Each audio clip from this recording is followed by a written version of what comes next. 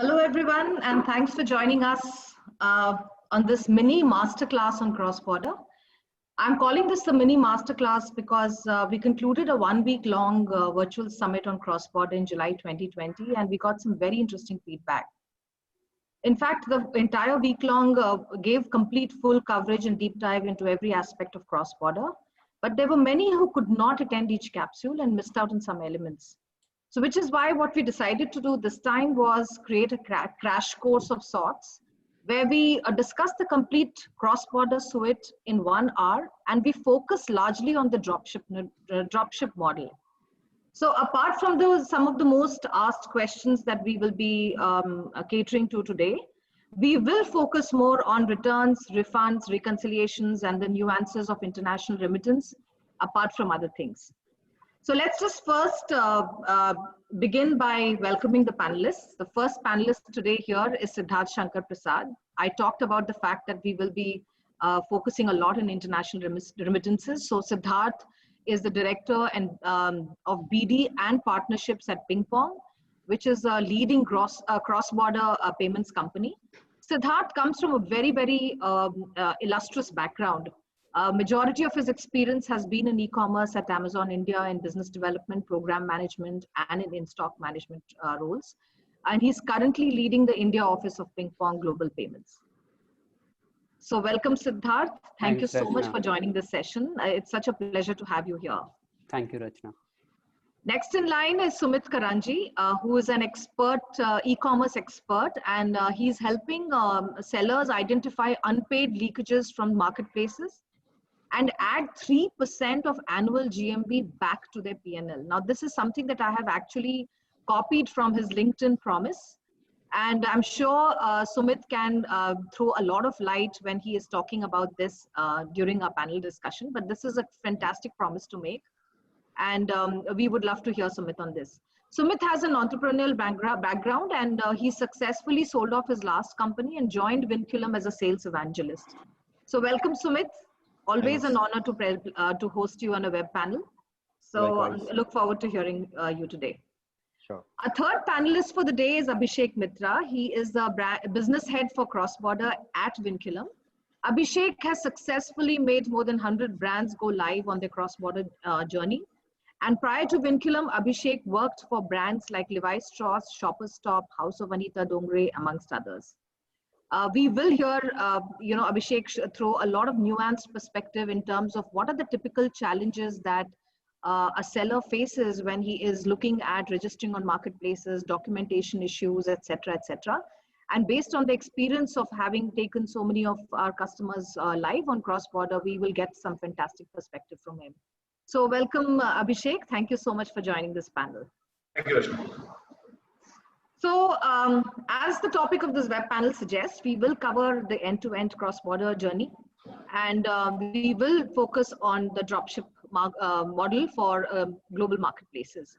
But before we start that, we will have some pointers on hygiene that I would like to talk about. We'll request the audience to be on mute till we open the session for questions, which we will at the end of the session. Almost last 10-15 minutes would be open for questions. So during the session, if you have any questions, feel free to just put them in the chat window and we shall take them on a first come first serve basis. The session is being recorded and we will share the link with all of you at the end after the session is over. So let's begin. I think my first question is going to be on readiness. And the reason I'm asking this question is because at Vinculum, we have a lot of experiential information, experience with this experiential data, which basically proves the fact that while we get a lot of interest from sellers to be, where they show an interest in going cross-border, but they find it to be a struggle to take that decision, to take that plunge, because they realize that after all that exploratory conversation, they perhaps may not be ready yet to take that plunge. So this question is for both Siddharth and Abhishek. At what point do you think a seller is ready to go cross-border? What considerations should we qualify himself with before he says, okay, fine, I'm ready to go to sell globally? And if there is something like a ready reckoner of sorts that you can talk about, that would be great. So maybe first, Siddharth, you can start and then followed by Abhishek. Right. So I think it's a very good question to begin the conversation with. So first things first, right? In terms of the opportunity that cross-border payments e-commerce industry brings to us is huge. If I look at the numbers that we had 4 years ago, the total e-commerce exports from India was in the range of 100 to 150 million dollars.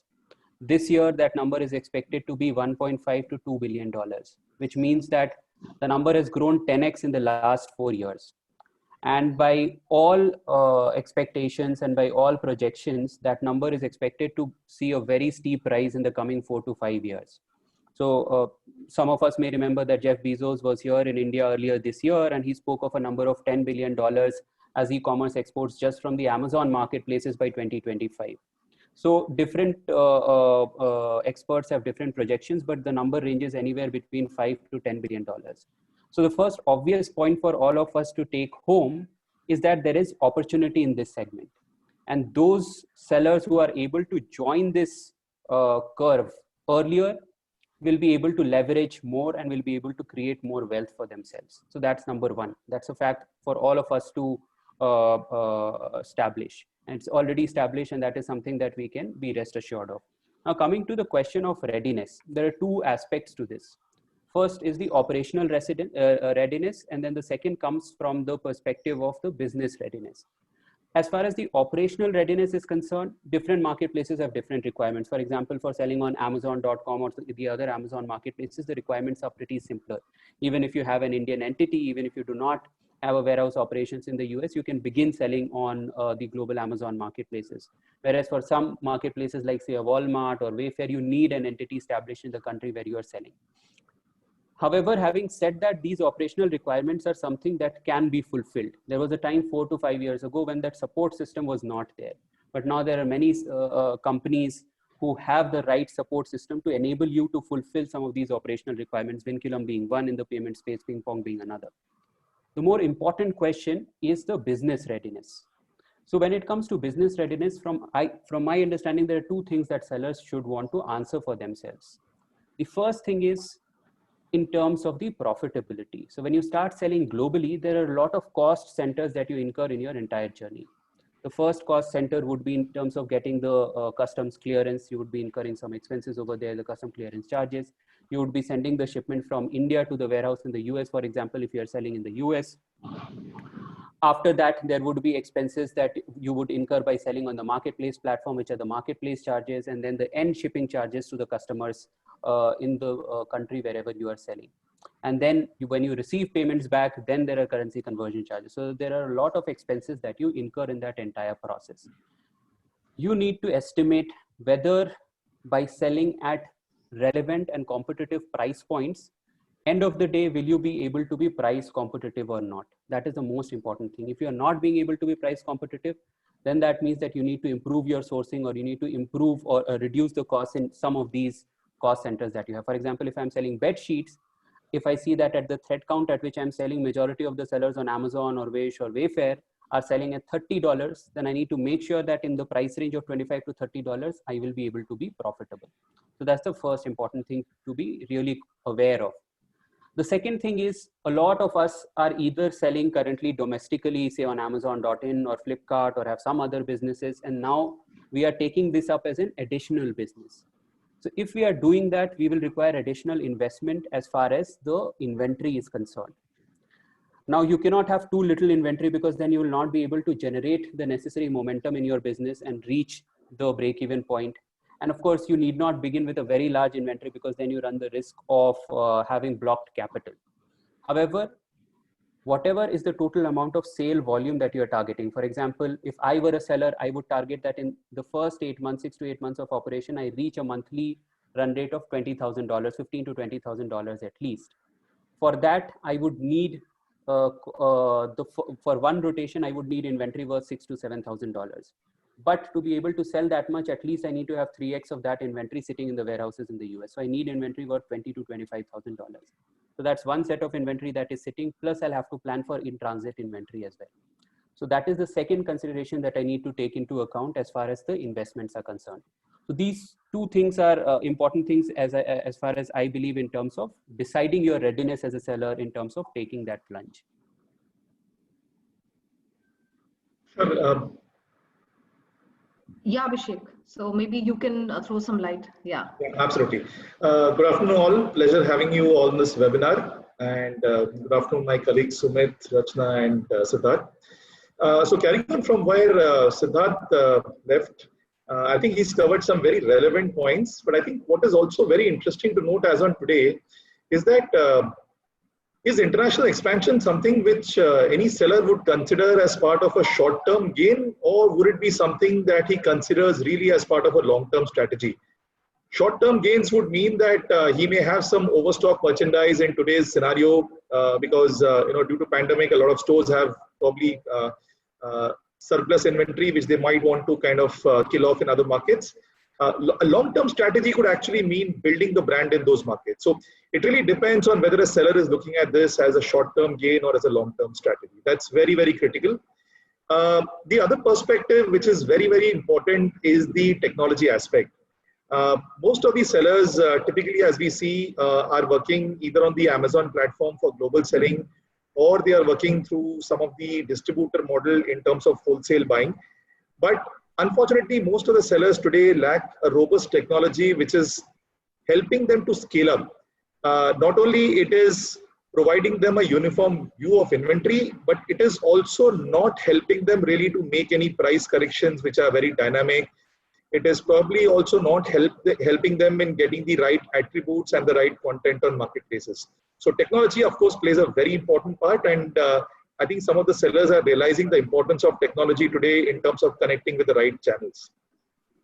The other couple of parameters that I would consider as very, very critical is, do you really have the team to kind of look at international expansion sitting out of your domestic operations, or would you really want to outsource and give it to a set of experts who understand the local nuances, the complications for duties and taxes, the consumer trends in that market, and would you really be well off by letting a team of experts manage it, or do you have in-house people who can manage it from the country of operations?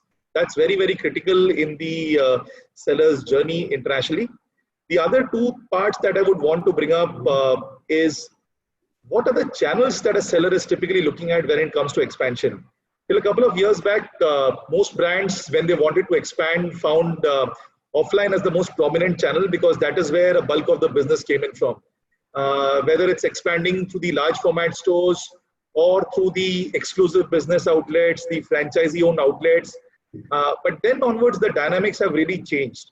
So we have seen a phase where the distribution share of business in the overall retail has not diminished, but actually reduced significantly.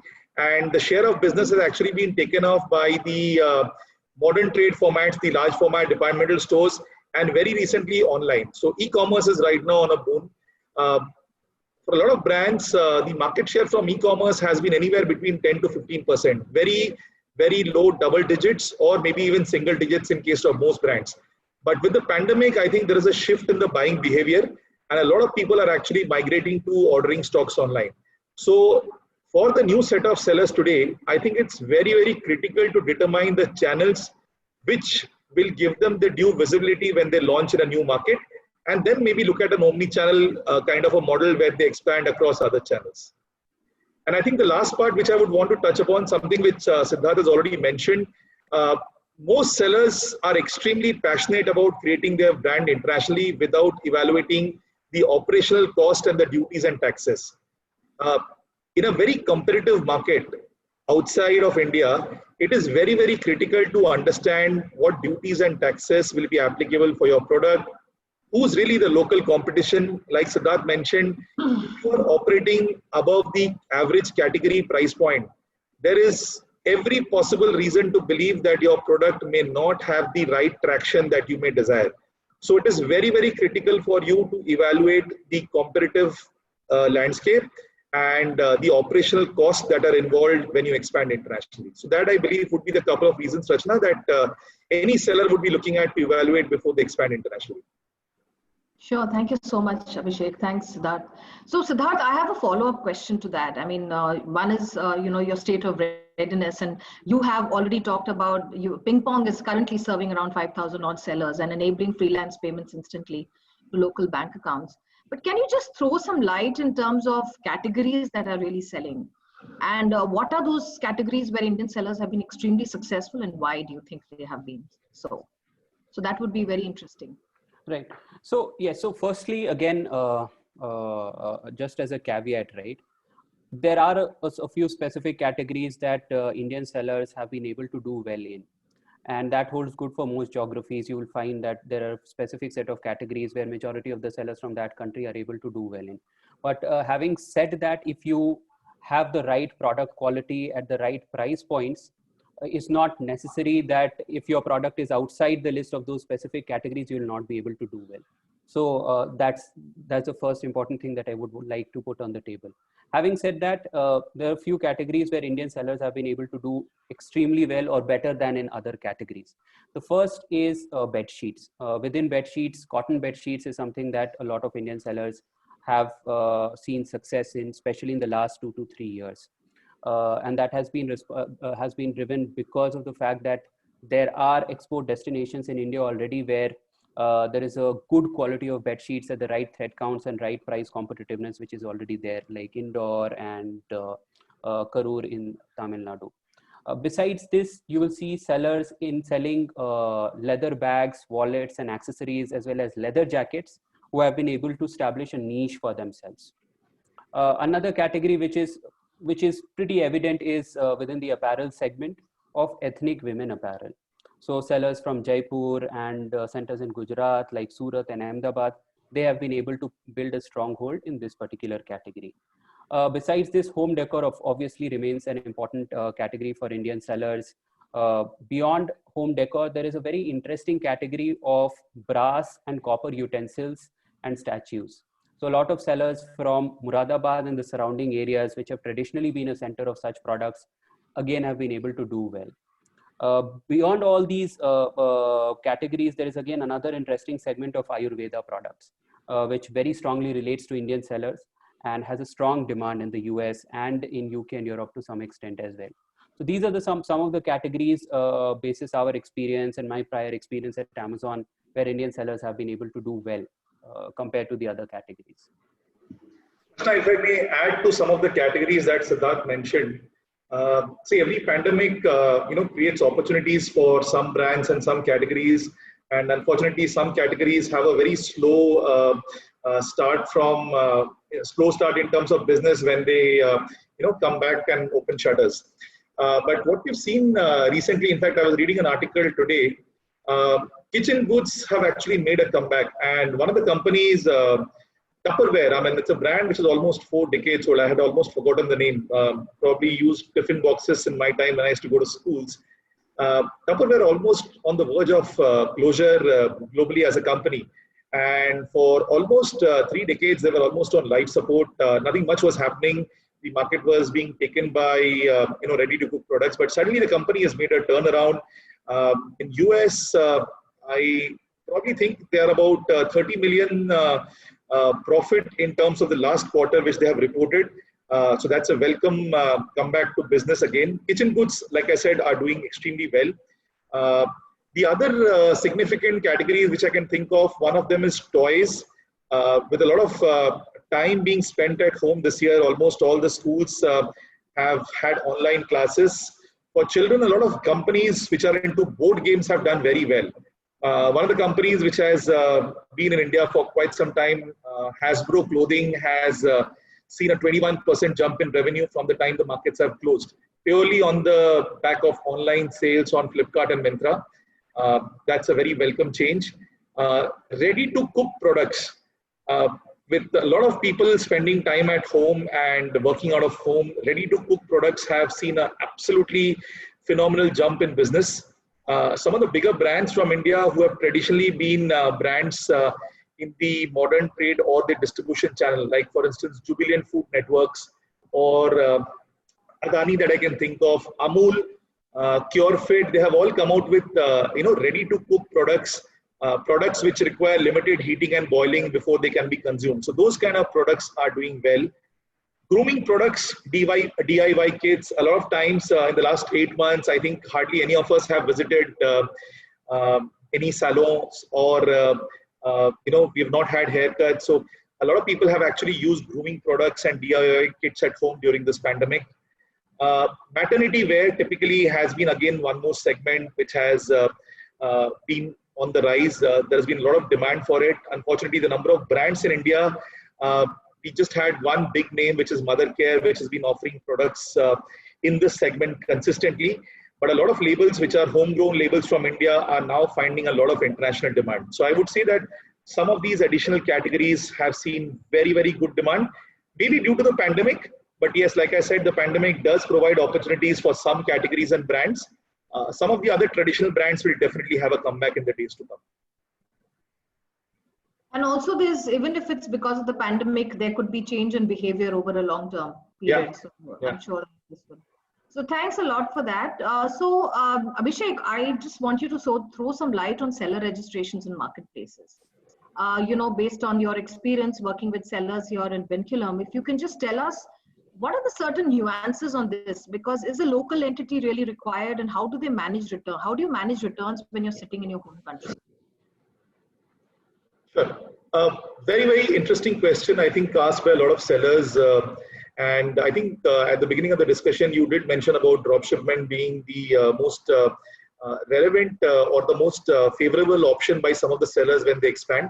So yes, dropshipment is nothing but an order fulfillment which doesn't require the business to really keep the products in any country outside their own. A few reasons why people actually prefer doing a dropship, I could probably think, is low inventory risk.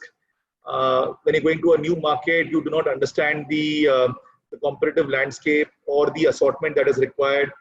The most important thing is you definitely have a fear of unsold stocks. So in case of drop shipment, you would rather want to take these selective risks, although the cost of operations remains very high, but you would still want to kind of take assured or confirmed orders before processing it. There is also one more challenge which Indian sellers have mentioned to us over a period of time, which is the process of filing returns and payment remittances. Siddharth will definitely cover the payment remittance part, but Indian sellers who traditionally do not have international bank accounts and do not understand the the legalities regarding the tax compliances, the IGST part of it, always want to opt for the more safer and the more easier B2C model to start with. You mentioned about what are some of the challenges that probably come for a seller to register. So as on date, Rachna, there are marketplaces which have actually relaxed the norms of registration. So when you see Amazon, one of the reasons they have been successful is because they probably have the most relaxed norms for any seller to register on their platform. A seller just needs to have an IC code. They can register on Amazon with their local entity. And as long as they have an international bank account or they are banking with the likes of Ping Pong, they are good to start. But there are other marketplaces which still insist on a local entity, predominantly because there are tax compliance laws which are applicable. For instance, if you look at Middle East as a market, there are marketplaces like Noon which absolutely insist that a seller has a local entity, in the absence of which they would need to work with someone who we define as an IOR, common terms, importer on record. This importer on record technically acts as your local representative in that market. They pretty much do the entire customs clearance, the legal compliances. In some cases, they also do storage and fulfillment. So there are marketplaces which insist on local entities, in which case the IOR plays a very important part. And I think your last question was in terms of returns. So in a typical B2C model, returns always remains a challenge. You don't have much options for returns. It could either be due to COD, cash on delivery. There are countries in Middle East and Southeast Asia where the COD percentage is almost more than 75%. In fact, one of the largest countries with population, the fourth biggest populous country in the world, Indonesia, which is a country of islands, is actually an 80% COD strike rate when it comes to e-commerce shipments. And the percentage of returns is very high. So when you're doing a drop ship, the challenge that you may have is that there is no alternative for the shipment to stay in that country. it will necessarily come back to you. In which case it becomes absolutely useless because you end up paying duties, you end up paying twice the transportation, the reverse logistics. So some of the ways in which sellers can look at mitigating this problem is to actually opt for maybe a local address. It could be one of their partners. It could be one of the friends where they kind of take back these goods, especially the ones which are which can be refurbished and which can be resold. So if you have a local address in some of the markets, it also improves your customer rating for that product. So it's very important that you have a local address. The other thing which you may want to do is, if you're working with a dedicated freight forwarder who's carrying your inventory from country A to country B, you can use a storage facility to keep inventory for a period of 3 to 6 months. And beyond 6 months, in case the percentage of return comes down, you can then take one consolidated returns back to the country, which ideally could be defective goods. You can also look at reselling through stock load buyers. There are options where there are a few marketplaces which actually take these return merchandise on wholesale prices. That possibly could be an option. You may liquidate through clearance sales. So in some countries, there are large 3PL partners who organize clearance sales for international cross-border sellers. And you can use that opportunity to kind of clear your goods, obviously at a price at which you will be comfortable with.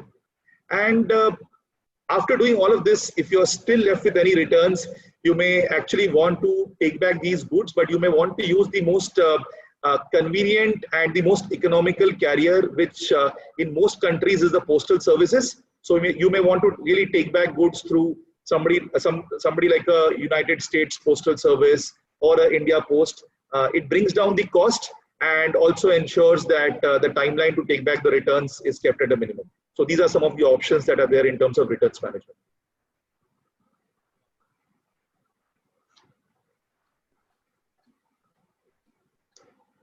Unmute. So I said, thanks a lot. I think you gave a lot of options. That's fantastic. I would now like to, move into the next set of questions, which is about my promise of diving deeper into reconciliations, payment tracking, and remittances. And would like to invite Sumit on the panel. So Sumit, I am a seller on Amazon or Lazada, and I'm facing seller leaks. I don't even know why those leaks are happening. And they're affecting my reconciliation, my reimbursements, and they are actually scaling up my cost of doing business. So if you can just, you are a RECO expert, so to speak, and so if you can tell us a little bit about why do these leakages occur and what are the possible scenarios for payment tracking specifically to cross-border trading. Sure. Thanks, Rachna, and fantastic insights there, Abhishek and Siddharth. I was going through a DHL white paper today in the morning where I found that 1 out of every 5 e-commerce dollars that is going to be generated post 2020 would be from a cross-border trade. So it is not a question of if sellers would like to go cross-border, it's just a question of when. Fine. And with such webinars, I hope their queries are getting solved as to they should be able to take the plunge right now. So when you're talking about 20% of your business coming from countries and marketplaces which you do not know about, obviously we heard a lot about the billions of dollars that can come in as an e-commerce exports. So essentially now at the end of the day, it's all about money, right? And we need to really keep a track, not assuming that things will happen automatically. Very important for any seller who starts business on cross-border to have a cost calculator as to if a particular item is getting sold in another country, at what cost or what selling price would it be sold. And at the end of the day, through various layers, because there would be marketplace fees, there would be custom clearance cost, there would be IOR cost, there would be payment remittance cost. And at the end of the day, there would be currency fluctuation. And what is it that is going to come into my bank account as a seller is something that has to be kept in the mind before even starting to do or think about selling cross-border. So when I'll just anchor my conversation on Amazon, since most of us know Amazon. So in 2020, Amazon has helped more than 60 to 70,000 sellers in India to generate sales which is in excess of $2 billion just by helping them to sell outside India. So that is the power that we're talking about. Having said so, I have been working with thousands of Amazon sellers, helping them to reconcile and understand how payments work in such marketplaces. So essentially, most of us would know that there are various deductions that happen.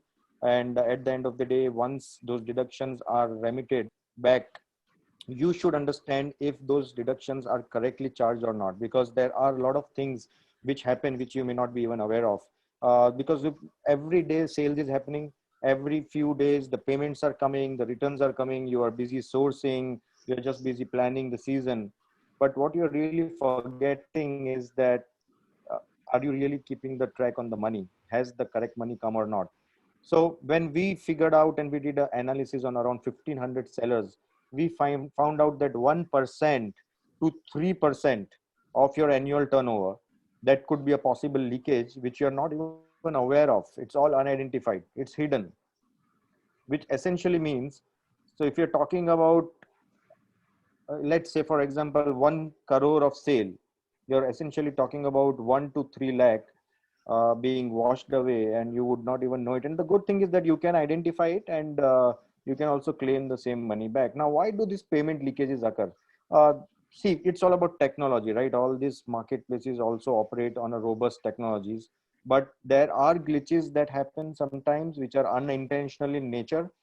There may be some upgrades in the technology due to which some wrong and erroneous reports are generated. So let's say you are a bedsheet seller or a manufacturer selling on Amazon.com, and your bedsheet category attracts around 10% of the commission.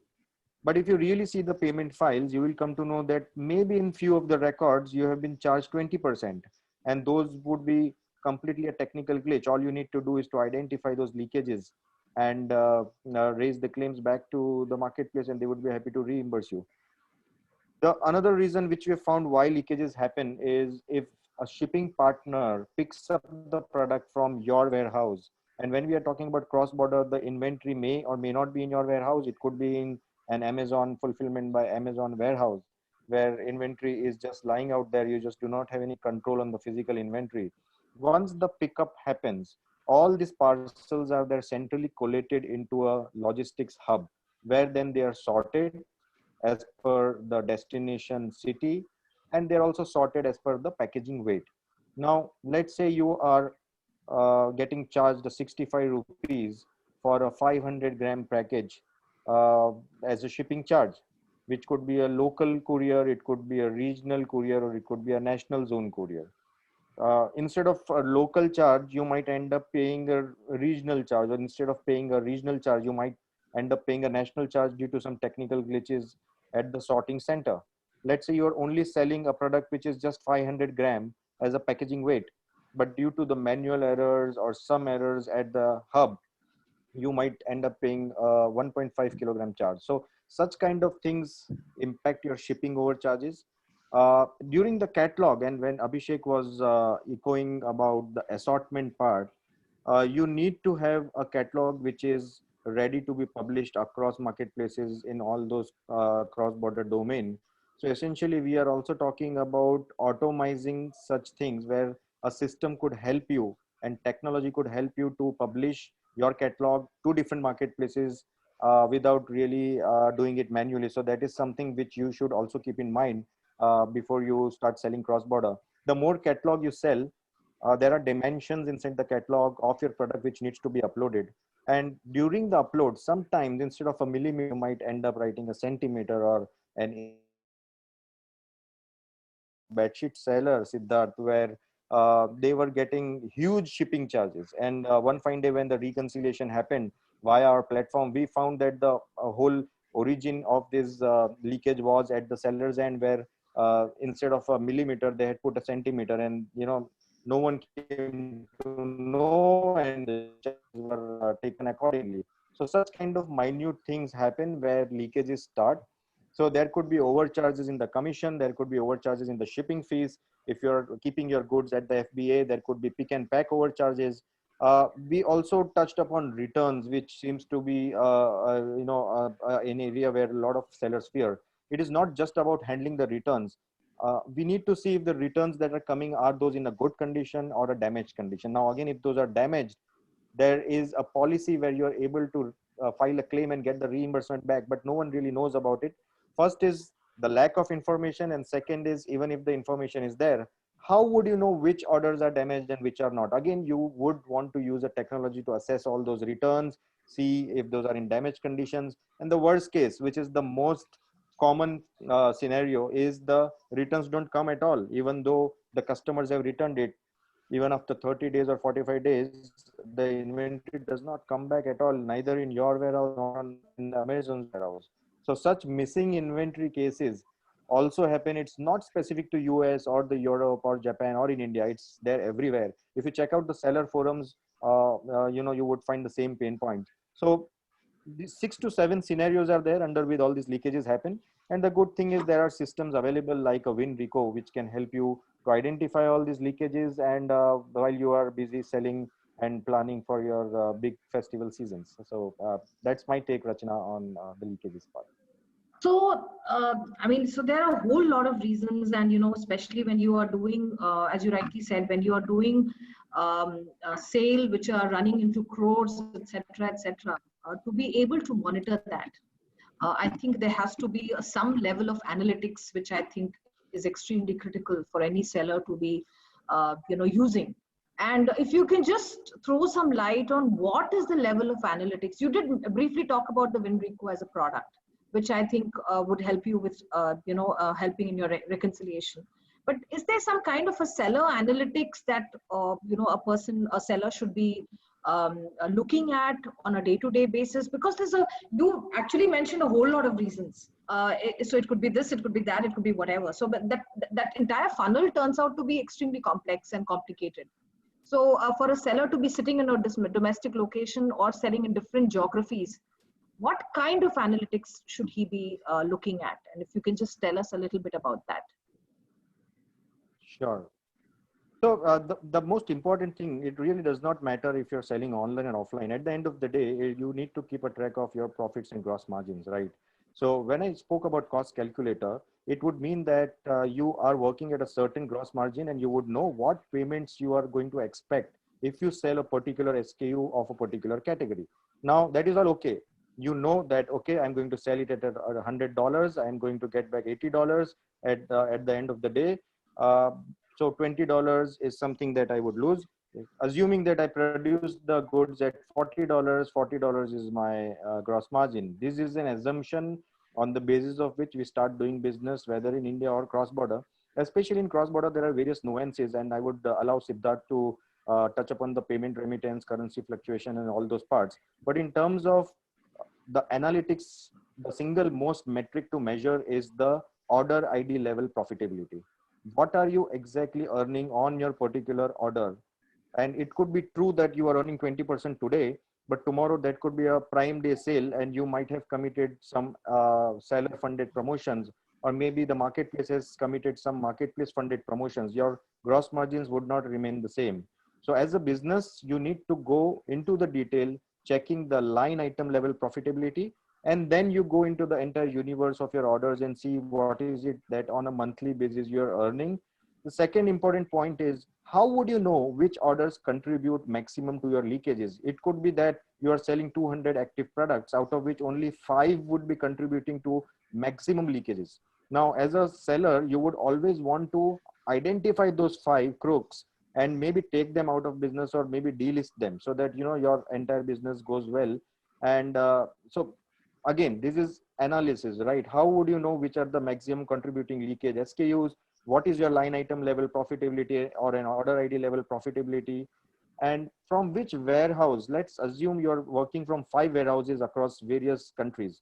Which warehouse is giving you the maximum pain in terms of giving you the maximum leakage? What is the leakage scenario?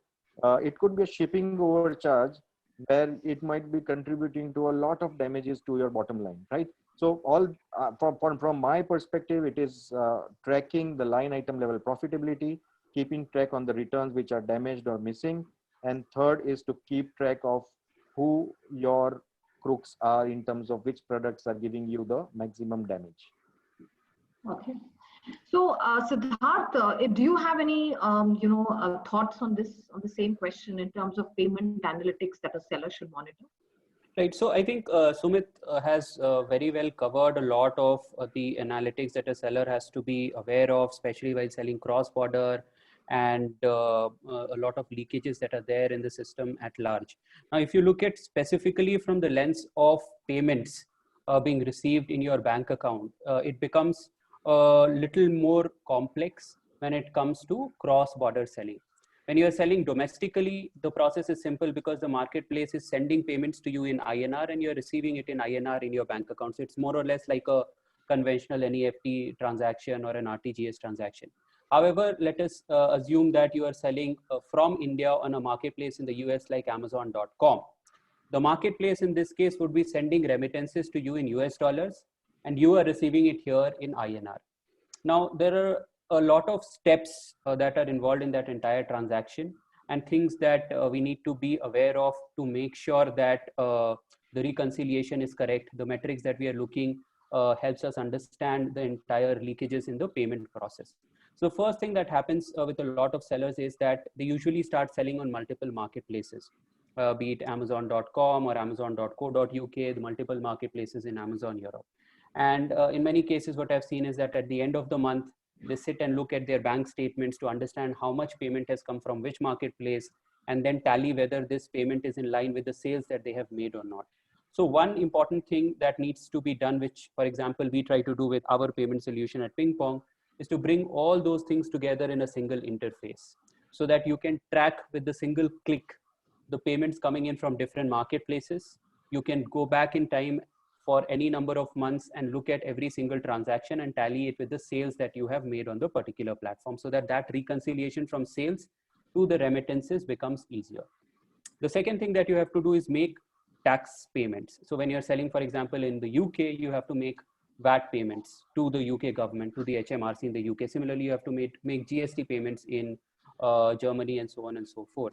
Now, the conventional process that a lot of sellers use is they first receive payments in India. So they convert pounds to INR or euros to INR, and then again convert INR to GBP or EUR and make the tax payment. So here they are incurring dual currency conversion charges, and they are also incurring international wire transfer fees.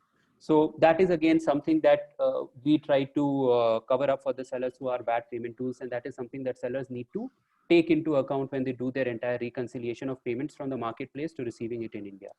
The third most important thing, which in most cases is a black box for majority of the cross-border sellers, is the currency conversion charges that they are incurring. So suppose Amazon has sent you 1,000, Amazon.com has sent you 1,000 US dollars, and the currency conversion rate from USD to INR, the mid-market rate for a particular day is 75, you do not end up receiving 75,000 rupees in your India bank account. You'll see that you receive 72,000 or 72,500 rupees received in your India bank account. So that balance amount of 2,000 to 3,000 rupees is what you have incurred in currency conversion charges. So choosing the right partner, payments partner who can help you reduce on currency conversion charges is important, which is again another thing that we try to focus upon. The final leg of this entire process is, after having received the payment in India, you need to have the FIRC from the processing bank so that you can file the bank realization certificate and claim benefits from the government under the different MEIS schemes, so that you do not lose out on that 2 to 3% additional, which you could have otherwise made. A lot of sellers do not complete this final step. So these are the entire steps that all sellers need to take in order to make sure that their entire payments process is smooth and well reconciled when they're selling internationally. So this is if I may just add two other points to this. Yeah. Sure. I think between Sumit and Siddharth, they've added very valid points, but I think two other points are also very, very critical. One is tracking the shipments. I think it's very important that sellers don't lose track of their shipments. And as I was mentioning in one of my earlier discussions, that it's very, very critical for sellers to build a system which is able to track the inventory movement from the time it leaves their warehouse to the time it reaches their customers. So, someone like, our own company, Vinculum, we are integrated with almost 30 plus web shops, cart solutions and marketplaces, with almost 40 plus shipping partners for last mile delivery. So what it means is, from the time the order is actually fetched in the e-retail, you are virtually able to control the entire movement of orders, the movement of stocks from your own warehouse to the end customer. You are also able to monitor if there are any returns at the point of delivery. So it's very, very critical that you have a system, or at least you have a partner network who's giving you visibility of your inventory from the time it leaves your warehouse to the end customer. The second most important parameter is data redundancy. So when you talk about different channels for listing, sometimes each of these channels have very different criteria for listing, for attribute sheet filling. Some of this is very cumbersome work and is mostly done manually, which leads to a lot of errors. It could be at the time of image uploading. It could be at the time of specifying definitions for the product attributes, or it could be even small time things like filling in the absolute data for the specs of the product, for the specification. What technically a CMS or a Vinculum PIM does, the PIM in fact comes to play before the CMS. So it actually cleans the entire data and gives you a uniform view of inventory. It removes all the data redundancy points, and then the data is flushed on to a CMS, which Sumit captured during his discussion. The catalog management system is then able to have catalog ready files by marketplace.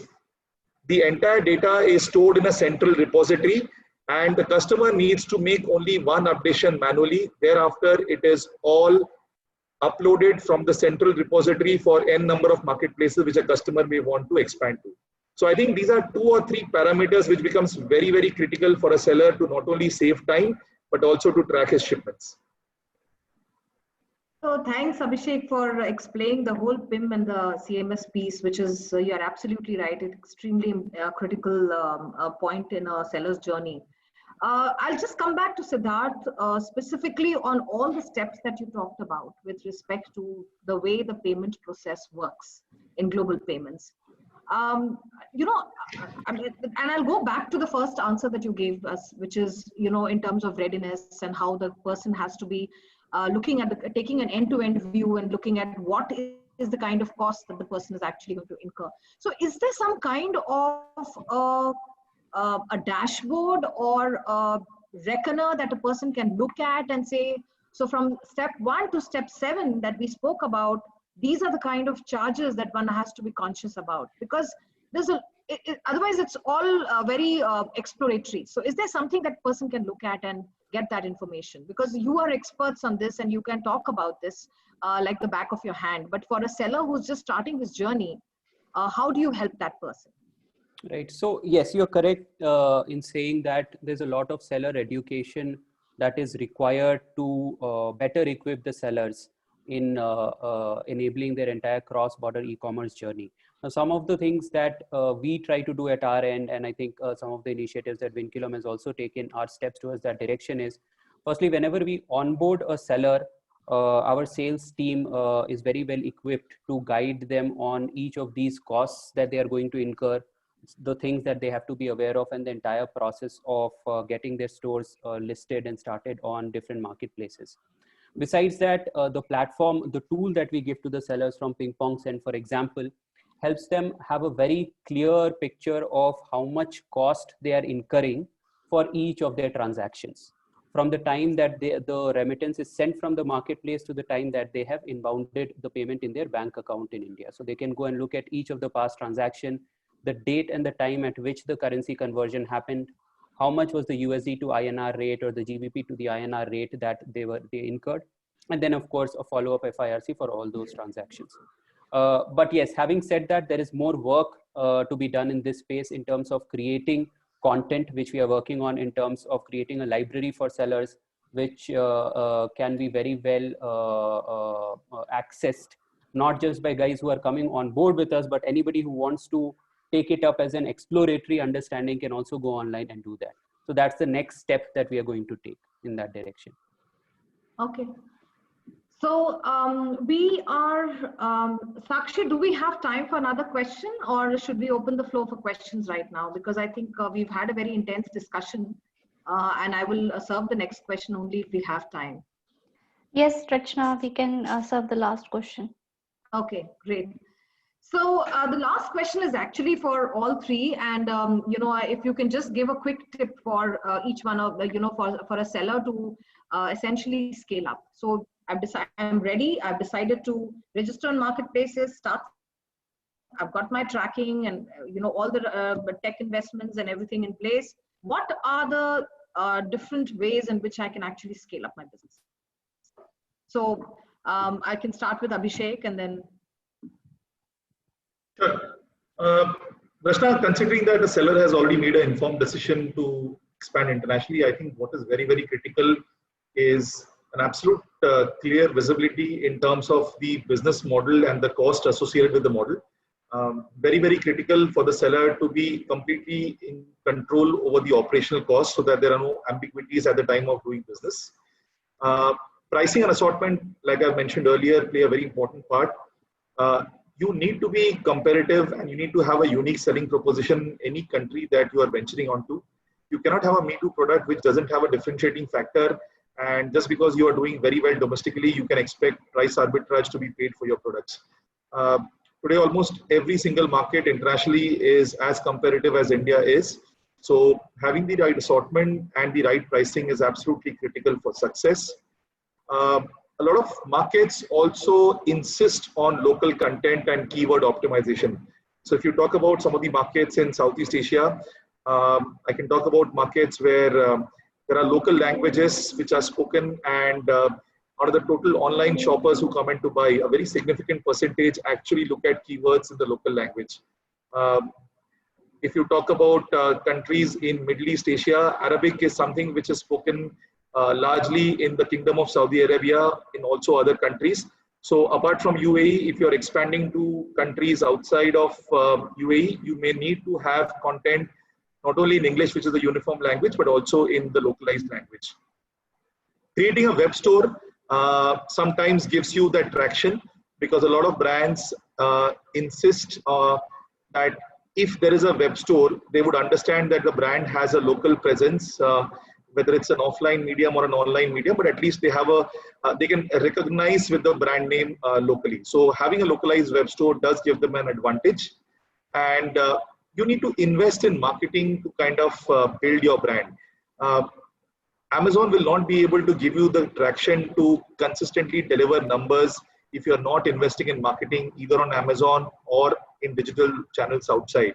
So if you are looking at cross-border as a long-term expansion plan, it is very, very critical that you spend in the right marketing channels to not only drive traffic for marketplaces like Amazon and other marketplaces, but you're also able to create a visibility for your brand, not only amongst the target audience which you're looking at, but also for additional population who may want to experience a new brand in that particular country.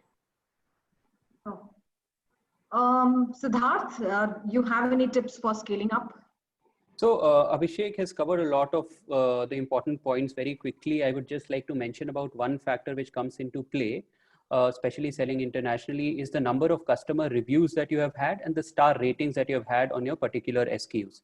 Typically, you would see that for most of the sellers, 20% of their SKUs or 10% of their SKUs would contribute to 80 to 90% of their total sales.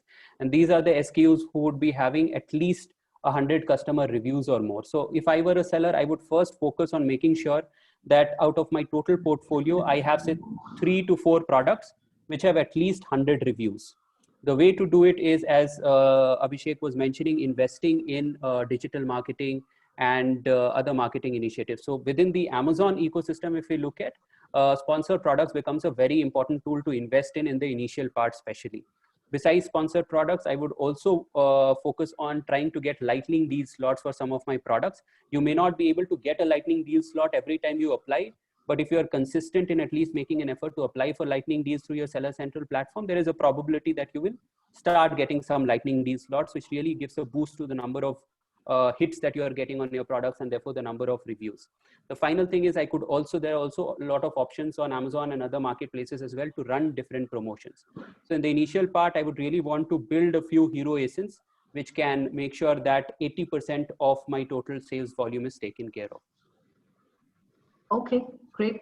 So Sumit, if you want to quickly just put in a point here before we open the floor for questions. Sure. So I very rightly mentioned Siddharth about the lightning deals and creating the hero ASINs. My only suggestion here for sellers to scale is you can only scale if you earn some money, right? And make sure what you're earning, you know that what you're earning. Make sure whatever is supposed to come comes back to you, and you are in total control and completely monitoring each and every activity. So my only tip is you can scale if you reinvest your profits. So right now the profits are under a assumption. It can only be reality if you see it coming in your bank accounts, right? So while Abhishek has also advocated a lot of ways how you can spend more money by creating promotions, by doing digital marketing, but I will only give you a tip to how to save money. So keep a track of your cash flows, and e-commerce, your cash flows can really be going for a toss because your sourcing and your replenishment plannings are all based on your cash flows, right? So keep a hawk's eye on your cash flows daily, weekly, and do a monthly P&L, because there are a lot of hidden charges, not only the overcharges, but a lot of charges which are not even linked to an order ID, like an advertising fees, like a long-term storage fees, and many other fees, right? So keep a complete track and a hawk eye on your cash flows, and I think you'll be good. Thanks. So spoken like a true money man. So Sumit, before we open the floor for questions, I think you have a sweet deal for the people who registered for the session. So would you like to talk about that sweet deal? Sure. Ping Pong and Vinculum, we both have come together with a special deal for this webinar attendees, as well as for the larger Ping Pong families of customers, wherein any seller who is doing business on Amazon FBA in Amazon.com, we will be giving them a one-time free leakage report of their past business. And when I say past, it can go as long as 24 months past. We will fetch your data, we will reconcile it, and we'll be able to showcase leakage wise scenarios of the monies that may have been lost or leaked. We will give you the value summaries for free. So in case if you are interested, and I am sure you must get this offer very, very soon, you can get in touch with either the Vinculum team or the Ping Pong team, and they will be happy to assist. So that's a one-time free value leakage summary for all sellers doing business on Amazon.com. Thank you. That's like closing the loop on your promise of getting the percentage of GMV back into your P&L. Yes. So thanks a lot, everyone. I think I would just like to quickly open the floor for questions. So Sakshi, over to you. If you can just start the quick Q&A round. Thank you, Rachna. So the first question we received from Aditya and is for Siddharth. How can I file bank realization certificate for my international payments from Amazon and other marketplaces? Right. So this is a very common question that comes especially from sellers who are starting their cross-border business for the first time. So BRC basically stands for the Bank Realization Certificate, and it is a way for you to intimate the Reserve Bank of India that you have received a certain inbound for the exports that you had done. Now the way for you to do it is the processing bank. So if you're receiving payments directly through the marketplace's bank, or if you're receiving payments through Ping Pong is supposed to give you a document which is called as the Foreign Inwards Remittance Certificate, FIRC, which gives you the information on the amount of money that has come into India, the foreign currency, the India INR currency, INR amount, and the remitter name. So the basic fundamental details of the transaction are there in this document, which is an RBI approved format. You're supposed to submit this document along with your shipping labels to your beneficiary bank, which then uploads all these details on the EDPMS portal, after which the information goes to the Reserve Bank of India and the IRM is generated. After the IRM is generated, you then become eligible to claim drawbacks from the government under the different MEIS schemes. Thank you, Siddharth. So the next question is for Abhishek, and it's from K. Nagesh.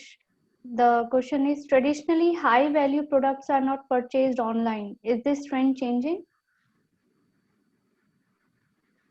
Okay, very interesting and relevant to today's context. See, I think today with the pandemic setting in and almost 8 months of the entire retail business being on a back burner, I think there are very few occasions for people to really dress out and go outside. So when it comes to retail consumption, it's seen levels where it can only go up go one side. However, what has happened is that a lot of people have, especially people who are brand loyal, have not decided to really hold back on their shopping, and people are spending whether on necessary items, of course, grocery items and items of daily consumption are on the top of the list. However, people are also spending on the brands which they are very comfortable with. Bridge to luxury brands has also seen a turnaround in the recent times. I would say that a lot of retailers have redone their omni-channel strategy, and with artificial intelligence, digital mirrors that have come in, a lot of technology has helped some of the retailers connect with their customers better, understand the buying behavior of their customers, and considering that due to travel restrictions, people really haven't been able to travel as much.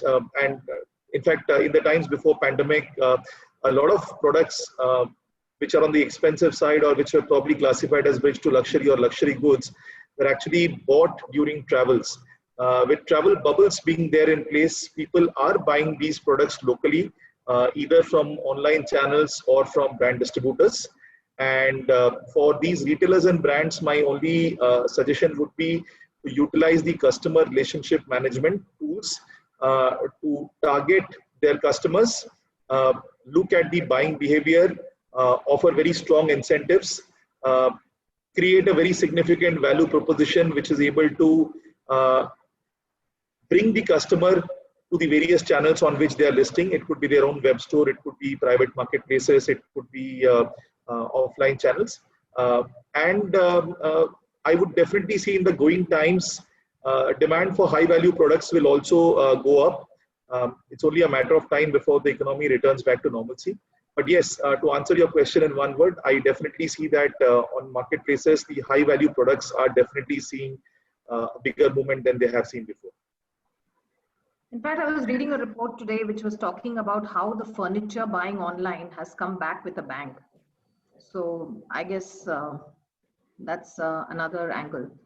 So Sakshi, please, if you can continue. Yes. So the next question is again for you, Abhishek. It's from Sachit. The question is, what are the top marketplaces to enter easily in UAE without local entity? So as far as UAE goes, the top marketplaces that are selling some of the fashion and lifestyle products would mean Amazon, which is taken over from Souq in 2015-16. And then there is Noon.com, which has been a marketplace formed in 2015, owned by the MR Group. And the third one is Namshi, which has been into existence for quite some time. Now Namshi also comes under the MR Group, but is operating separately as a marketplace. Namshi is a very curated marketplace for fashion and lifestyle products. Both Namshi and Noon actually require you to have a local entity. For Amazon, you can pretty much operate on your domestic entity itself. However, having said that, getting a local entity is not a problem because the local entity is only registered on paper. Technically, you are still the owner of goods and you still control the entire e-commerce channel operations, which would mean the listings are controlled by you, the pricing is controlled by you, you control the marketing initiatives, pretty much everything, except the fact that on paper, the registered entity is the IOR. So I would recommend that you have an approach where not only you register across Amazon, but you also use the IOR entity to register across the other two marketplaces that I've mentioned. Thank you, Abhishek. The next question is for Siddharth, and it's from Rizwan. Will I get FIRCs if I send shipment through sample mode? And FIRC here stands for Foreign Inward Remittance Certificate. Well, yes, so that's an interesting question, right? See, if from the processor's end, right? So if we are processing your payments, even if you are sending shipments through the sample mode, you will get the FIRC certificate because that is a proof of the fact that you have received inward remittances into India for the sales that you have made on Amazon. However, to be able to file the bank realization certificate that we earlier spoke about, you need to send shipments either through the commercial mode or through the CSB 5 mode. If you just send simple sample mode shipments, then you will not be able to file the bank realization certificate. Therefore, your end purpose of claiming drawbacks from the government will not get served. Thank you, Siddharth. Since we are running out of time, so I'll be taking the last question for the day, and it's for Abhishek. The question is from Rajesh Kunur. Which are the promising markets for growth of cross-border e-commerce as on today? Very interesting question today. So I think the traditional markets like China, US, Japan, UK, Germany, they will always tend to dominate as far as the e-commerce growth is concerned. However, these are difficult markets to enter if you are not present already. These are markets where established brands have been present for quite some time. You can always look at markets in regions where the growth has been slightly on a higher side. So while the top 5 that I have mentioned are the biggest potential in terms of absolute revenue, but there are other markets where the compounded annual growth rate, or the CAGR, is actually growing at a much faster clip than these 5. Looking on the southeast, we have Malaysia, which I would assume is growing at about 17.5%. Indonesia and Thailand would be growing at almost similar numbers, probably a percentage lower. But those are very interesting markets when it comes to cross-border sales.